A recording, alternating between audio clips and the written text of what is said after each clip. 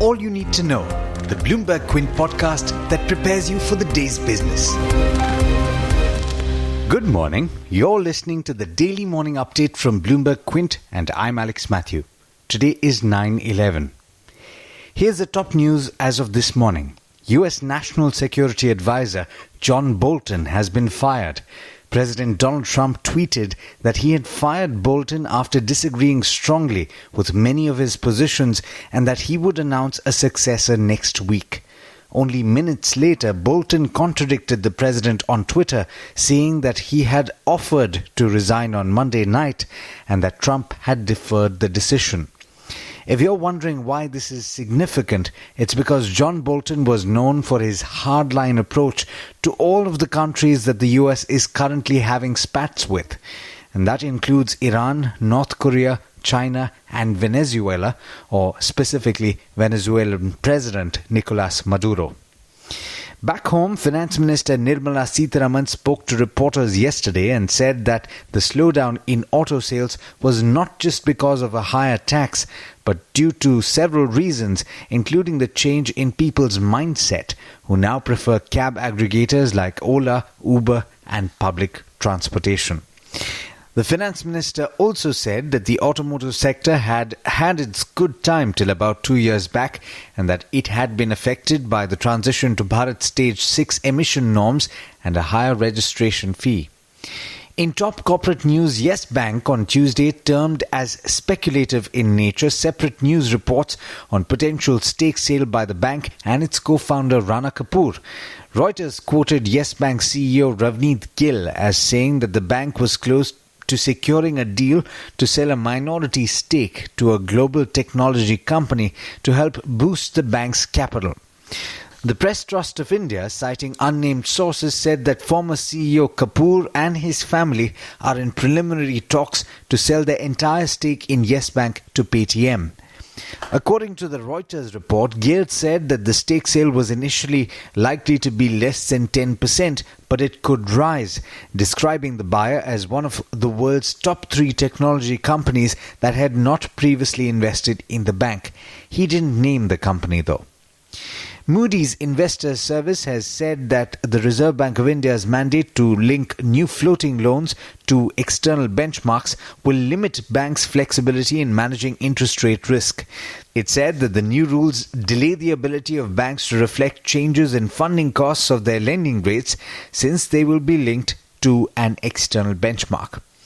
Fraud hit CG Power and Industrial Solutions Chief Executive Officer K.N. Neelkant has quit from all subsidiaries of the company after pressure from investors mounted. His resignation comes after allegations of irregularities under his watch. In international news, US senators are concerned about whether American export controls are strong enough to prevent China from getting sensitive American technology through Hong Kong. Members of Congress also raised concerns that the Chinese government is using technology to suppress dissent in Hong Kong. In markets, US stocks ended mixed, with the Dow gaining about 0.3% and the other two averages ending flat. In Asia, though, all 3 early rises have begun the session positively after China took another big step in opening its financial system to the rest of the world. The nation's primary currency regulator, the State Administration of Foreign Exchange, said in a statement on its website on Tuesday that foreign investors will no longer require quotas to buy Chinese stocks and bonds. The regulator also removed a $300 billion cap on foreign investment into its financial market. With that, it's over to Darshan Mehta for the trade setup for the day in India. Morning, Darshan. How are we looking today? Hi Alex, good morning. Good morning everyone. Global cues are stable at this point of time. The SGX Nifty is indicating a positive outlook of almost 50 points. But remember, we were shut yesterday. The Asian markets and the SGX Nifty was up. So the SGX Nifty was down 50 points yesterday. So we will expect a flattish opening. Some of the stocks that need to be focused. Yes Bank will be in focus. Money Control and PTI have indicated that Paytm owner 197, is in talks to pick up stake in Yes Bank. Yes Bank has said that they will continue to explore various means of capital raising. The other stock will be Indiabulls Real Estate. The company will sell stake in 4 JV companies and commercial assets for an aggregate equity value of 4420 crores to Blackstone Group. The stake sale will help achieve the company its target of being zero net debt. The deal is subject to closing adjustments and is expected to be complete soon. Reliance Capital will be in focus. Bloomberg reports that it has called off a stake sale of its general insurance unit to Hero FinCorp. Reliance Nippon Life Asset Management. Reliance Capital plans to sell 1.9 crore shares or 3% of the equity. The date of the sale will occur between 11th and 12th and the floor price is at 262 per share. DFM Foods will be in focus. AI Global Investments has made an open offer for 1.3 crore shares or 26% of the equity to the public, and the offer is made at 249.5 per share, which is a discount of 9%. Eveready will be in focus. The company has reacted to the newspaper reports of Duracell buying. They are saying there is no definitive decision taken on Duracell buying assets of the company. Some of the brokerages in focus. CLSA has cut Ashok Leyland's target to 40 from 50 and maintained a sell. They're saying it's too early and too expensive to call for the stock bottom. Goldman Sachs has upgraded Bandhan Bank to a buy with a target price of 615, which means a potential upside of 37%. They believe that the concern over Bandhan's asset quality are overdone and it will be a beneficiary of the moderating interest cycle.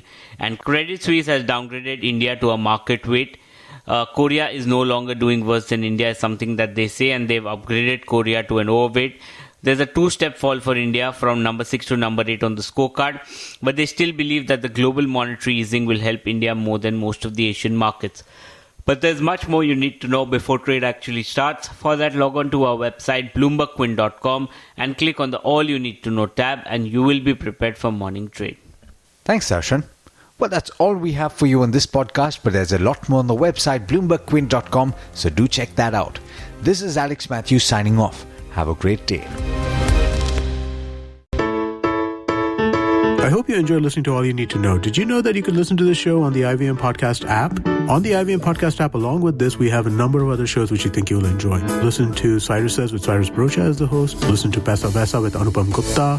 The Scene and the Unseen with Amit Verma. Or Shunya One hosted by Shiladitya Mukhopadhyay and myself. Check out the IVM Podcast app to get more talk content that you will enjoy.